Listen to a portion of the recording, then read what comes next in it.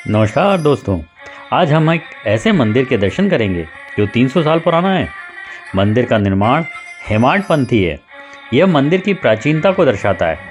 भक्तों की आस्था है कि हिंदू जीवन के स्तंभ धर्म, अर्थ, काम और मोक्ष की सफलता देवी के दर्शन से ही प्राप्त होती है। महाराष्ट्र में नागपुर शहर से 15 किलोमीटर की दूरी पर उत्तर में एक ऐसा स्थान है जहां पर मां जगदम्बा महालक्ष्मी के रूप में विराजित हैं। मां जगदम्बा का भव्य दिव्य ऐसा दरबार कुराड़ी इलाके में है। इतने प्राचीन मंदिर में मां जगदम्बा का ऐसा सुंदर रूप देखते ही बनता है। मान्यता है कि यह मूर्ति स्वयंभू है, यानी इसकी स्थापना नहीं की गई, बल्कि यह मूर्ति खुद ही प्रकट हुई है। खास बात यह है कि मां जगदम्बा की मूर्ति, इसका रूप जो है हर प्रहर बदलता रहता है। यह प्रतिमा सुबह बालिका के रूप में, दोपहर यौवन के रूप में और रात में प्रौढ़ रूप में दिखाई देती है। कुराड़ी स्थित मां जगदम्बा का मंदिर करीब 150 एकड़ इलाके में फैला हुआ है। इसकी विशेषता है कि मां का दरबार चांदी से बनाया गया है। महाराष्ट्र सरकार के पर्यटन विभाग ने इसे पर्यटन स्थल की सूची में शामिल किया है। 4 वर्ष पूर्व इस मंदिर को भव्य रूप देकर इस मंदिर का जीर्णोद्धार किया गया है। राजस्थान से धौलपुर से लाए गए पत्थरों से इसका पुनर्निर्माण किया गया है। माता के इस मंदिर में शुरू में ही एक भव्य द्वार बनाया गया है। मां के इस मंदिर में कमल का फूल अर्पित किया जाता है।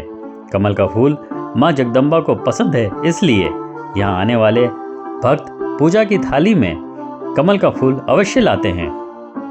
महालक्ष्मी के इस दरबार में एक ज्योत है जो 24 घंटे और 365 दिन प्रज्वलित रहती है। महालक्ष्मी जगदम्बा माता के मंदिर परिसर में ही भगवान शिव जी का भी मंदिर है। इस परिसर में दुकानें भी सजी होती हैं, जहां माता की चुनरी, फूल माला भक्तों को आकर्षित करती हैं। मां जगदम्बा का कुराड़ी स्थित मंदिर बहुत ही सुंदर है। उतना ही मंदिर आसपास का इलाका काफी साफ सुथरा रहता है।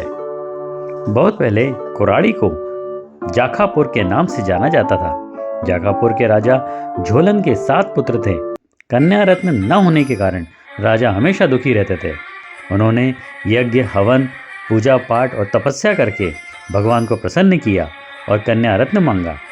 राजा को देवी पवित्र और दीप्तिमान कुंवारी के रूप में आदिकालीन अवतार के कई दिव्य अनुभव प्राप्त हुए। राजा को दिव्य पूर्ति प्राप्त हुई।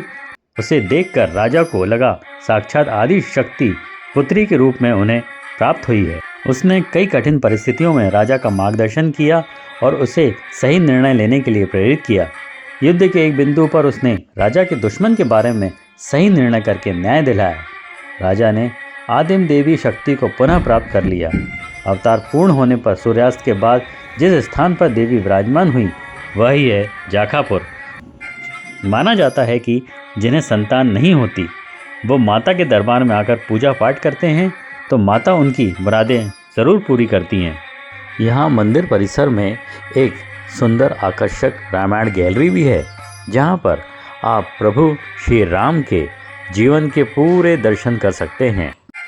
इस गैलरी में कई चित्रों के माध्यम से पूरे रामायण को प्रदर्शित किया गया है।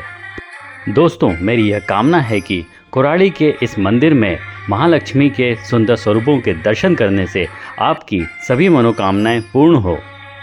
लाइक और कमेंट्स करना न भूलें। यदि आप मेरे चैनल पर नए हैं तो इसी तरह के रोचक वीडियो देखने के लिए मेरा चैनल अवश्य सब्सक्राइब करें।